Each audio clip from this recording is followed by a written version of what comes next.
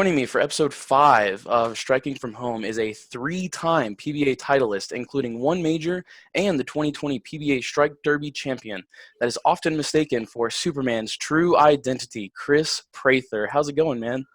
Good, Dan. How's it going with you? It is great. It's been a great day so far. Hope you can say the same. Yeah, it's been a hectic week. A lot going on, but most of it's preparing for a tournament that I run down in Pensacola, Florida, my hometown. So, been pretty busy getting that taken care of. But other than that, been pretty good. Man, Florida is quite a ways away from where you live now, right? You currently reside in Illinois, is that right? Yeah. I moved up here with my wife, and we actually lived in Vegas for a year as well. In between living in Florida and living here in Illinois, but living in a big, beautiful house now. So I highly doubt we're going to leave. There you go. That's awesome. So I have some questions lined up for you, kind of like a Q&A session. So the first one is, tell us what the most interesting or exciting thing that you've done since the shutdown began is.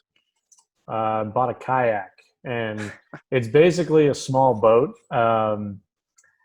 So it's one of the pedal kayaks, so I don't actually have to like row or anything like that. I can pedal it like a bike, and it's a lot more maneuverable, a lot easier to fish out of. And I spent a pretty penny on getting it all set up the way that I want, so I could actually, whenever I'm on tour, take it with me and travel with it. So that way, when we have off days, I can go fishing and spend some time outside of just being at the house playing video games.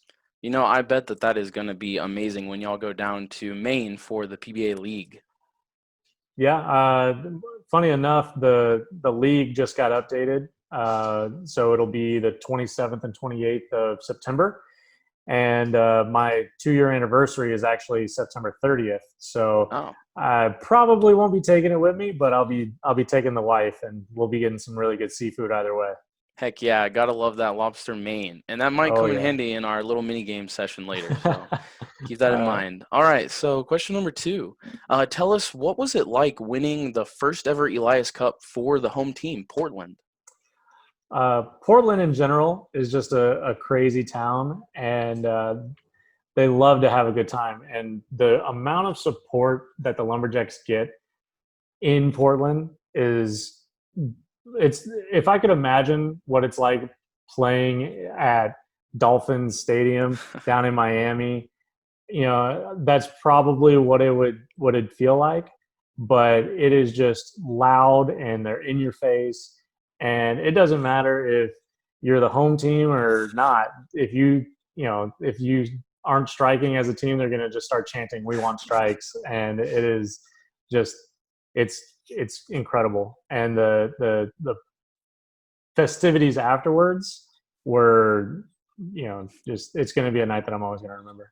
We all know a tradition that Portland has that is of giving nicknames to PBA bowlers, and I believe your nickname is the Shark. So how did that come about? So it actually came out in Columbus, Ohio, at my very first TV show ever. And it was because I had a phone case that was shaped like a shark. And after every single shot, I would leave it just out on a table or on a bench. And one of the ball reps, Tim Mack, when it was all said and done, was like, "I'm just going to call you the Shark now because you got the shark phone case." Belmo hated it. He thought it was so impractical, but that doesn't matter. His fans loved it. And so, yeah, that's essentially how I got the Shark nickname. And I think a little bit of it came with the attitude that I have on the lanes, being a little bit more fierce than I am in everyday life. Now, I will say personally, I prefer the Clark Kent nickname just because there is a lot of resemblance there. Yeah, but if I was built like Chris Vi, then sure. But I got the dad bod rocking and all that, so I'm like the budget Superman. I like that. So my next question for you is, what are your thoughts on this year's PBA Portland Lumberjacks that you're a part of?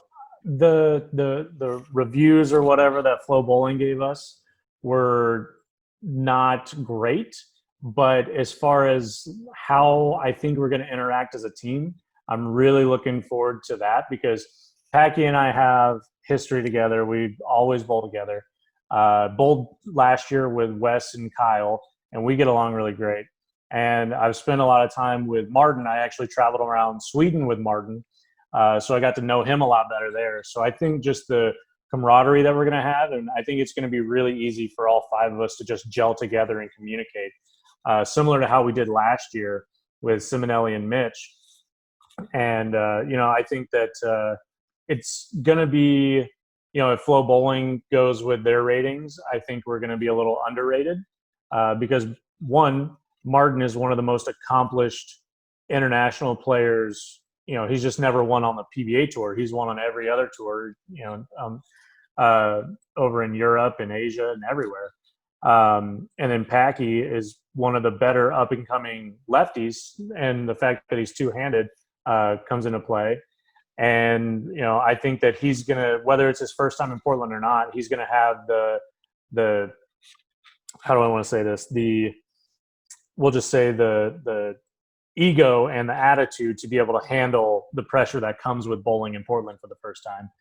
And I'm really looking forward to getting on the lanes with these guys. Yeah, absolutely. And throwback to episode 1, which if you're watching, you can check out right there. But my favorite Packy Hanrahan quote, me and AJ Johnson went over it, where he came into the Zoom meeting during the live Flow Bowling, during the live Flow Bowling draft.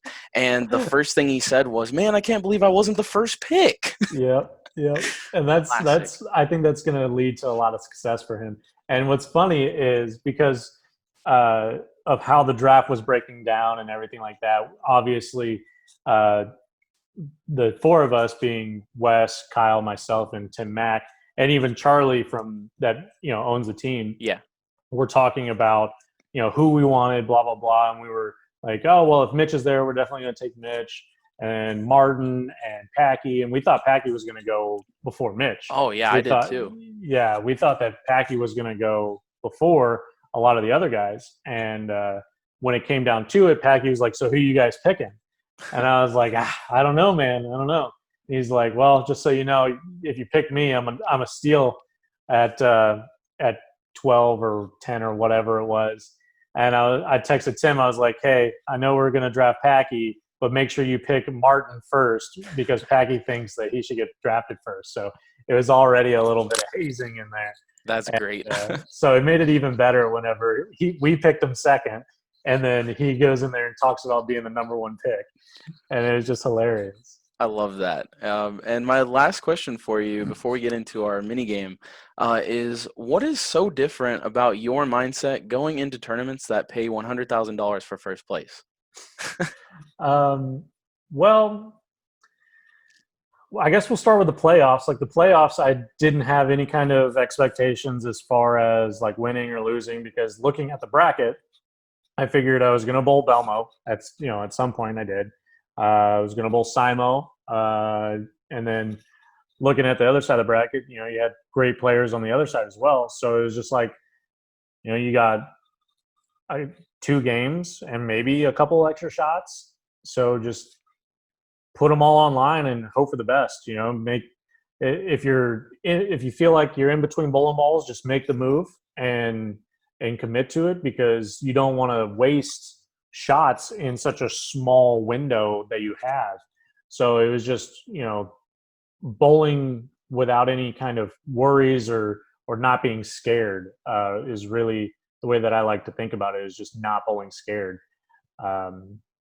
So I think that made the biggest difference in the playoffs, because, going into that, nobody thought I was going to win. Everybody thought Belmo was going to win, which makes sense. If I don't pick myself, I pick, Belmo or Bill or Rash or one of those guys. And so, just not feeling the pressure of everyone having these expectations for me allowed me to not have any kind of expectations for myself. And that led over to the TOC as well, and the other titles that I've won, because I've gotten more comfortable on TV. So I can just relax and bowl my game and do what I need to do to figure out what to do to strike. And obviously the strike derby is a little different because I was throwing a different ball in every lane. And sometimes,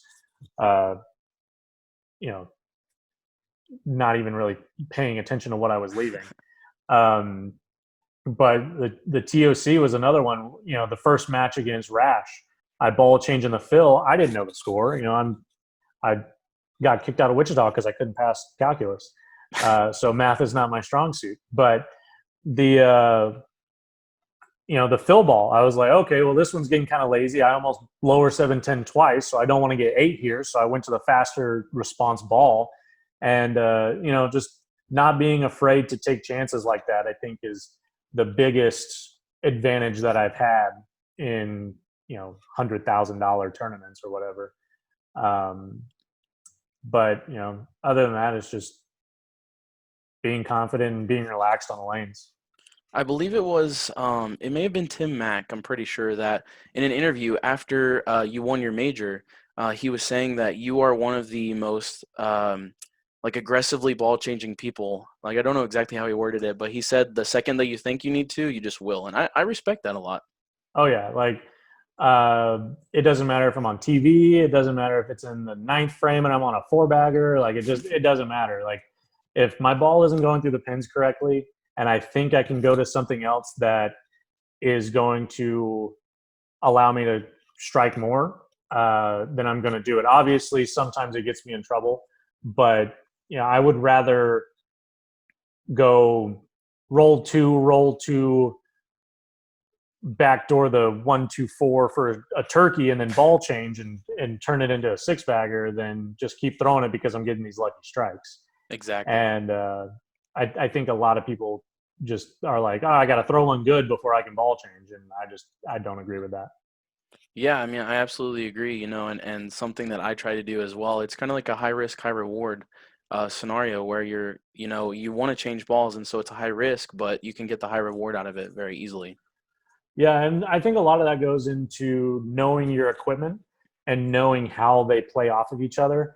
And because I am a very analytical bowler, I'm not a very analytical guy, but bowler I am. So I very frequently compare the bowling balls to themselves. And that way, if let's say I'm throwing a phase 2, I know that a phase 3 is going to be a very similar motion, just a little bit cleaner and a little bit more aggressive, where it's still going to want to continue. But an idle pearl, which is also another good step down from a phase 2, is going to be just as clean as a phase 3, maybe even a little cleaner.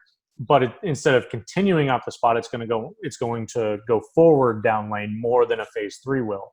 So knowing those little nuances between the bowling balls is a huge benefit that I think a lot of people not necessarily miss, but they just don't know. Where I think that gives me the upper hand when making ball changes like that. Absolutely. And for those people watching too, another shout out to a video I made, or a playlist rather, of my Junior Gold Arsenal Building series where I teach people about the differences between bowling balls and what that they mean. So check that out up there for those watching. And so now I have a mini game planned for you. And the way that we run mini games on this series is it's based on your PBA league team. So it's like a trivia type of mini game. So your league team, as we discussed earlier, is the Portland Lumberjacks. Very awesome team. And so I have 5 questions for you. You get any of them right, you get a point per question. And if you get them wrong, you get 0 points. So pretty simple format. Are you ready? Yep, let's bring it on. Alrighty, so number 1. What is the term used to describe a female lumberjack? And I got some multiple choice for you. So is it All right, A? that's good. Yes. I learned quickly after Josh Blanchard tanked in episode 2 of knowing the Motown music trivia. That was, yes. So your options are A, Lumberjane, B, Lumberjackie, C, Lumberwoman, or D, Lumberjill. What do you think? Man, okay. I would have thought that there would have been like a clear no. And these are my least favorite type of multiple choice, assuming way I got through high school. I'm going to say, I feel like I've heard Lumberjane before. I feel like I've heard that. It's either Lumberjane or Lumberjill. So I'm going to go with Lumberjane because I said it first, but I think it's Okay. Lumberjill. Well, you're wrong. It is Lumberjill. You were Figures. close. Yes. My mom actually taught me that like a couple days ago. I didn't know that Oh, it really was. My mom all was like, right. "Hey, did you know this?" I was like, "Oh, hey, that's cool." See, learning All something right. already. Yeah. So, number 2. All right, let's see if you can get this one. What country did the term lumberjack originate in? Is it A, France, B, Canada, C, the United States, or D, Iceland? Ooh, Canada. It is. That is Yeah, correct. You got I'm one gonna call point so Mitchell. far. Mitch is forever a lumberjack now. Yes, he is a Canadian. That's right. Yes, that would be the He just perfect needs the nickname. beard and the flannel. He definitely has the hair for it. I love that hair. So, yes, absolutely. All right, so number 3, let's see if you can keep the momentum going here. What is the name of the famous lumberjack folktale? And here's a hint for you. This one's not going to be multiple choice. I'm gonna give you a hint though. There's a Okay. 31-foot statue of him located in Bangor, Maine. I have no clue. I've never heard. I didn't know that there was a lumberjack folktale or anything. I had no clue. Really? Yeah, I had no I read clue. this growing up. It's the name is Paul Bunyan. Oh, okay. Yeah. Now that I hear the name, yes. Now Yes. I look stupid. Well, probably if it would have been multiple choice. That's the only one that's not multiple choice. Yeah, all the people Yes. watching are like, "Wow, you're dumb." Number 4. All right, this one is going to be about axe throwing, which is something that Tim Mack, I believe, every year has you guys go do for the Portland Lumberjacks. Really cool team Mhm. building exercise. I want to do it. In the sport of axe throwing, what is the most valuable score that is worth 8 points called? Here's your multiple choice. Is it A, a bullseye, B, a kill shot, C, a tourniquet, or D, an axe head? I'm gonna go with kill shot because it sounds cooler.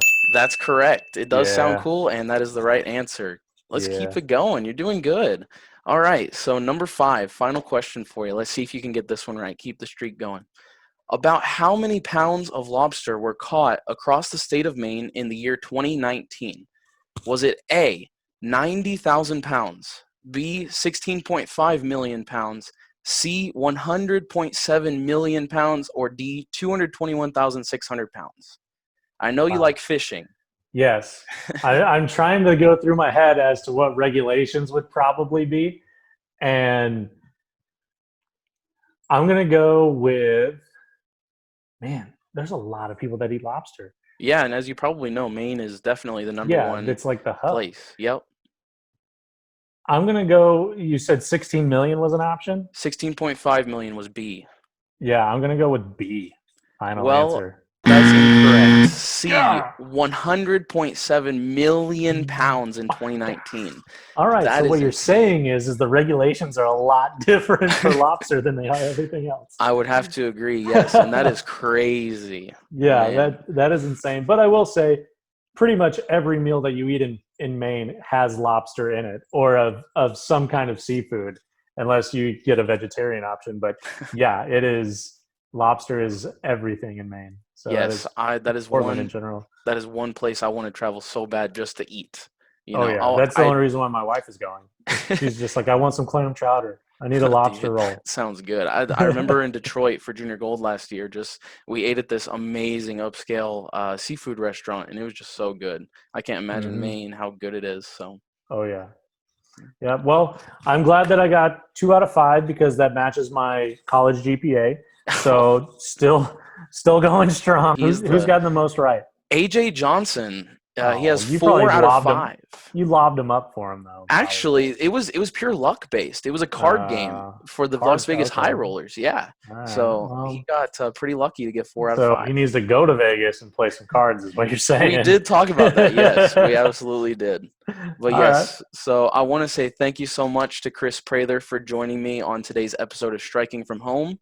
It's been a real pleasure. I hope you can say the same. Yeah, had a great time. Thanks for having me on. Absolutely. Thanks so much. And for those watching, be sure to subscribe and comment below with questions that you want me to ask future pros, as I'll have a new episode out next Thursday. So thanks again, Kris, and you have a great day. See ya.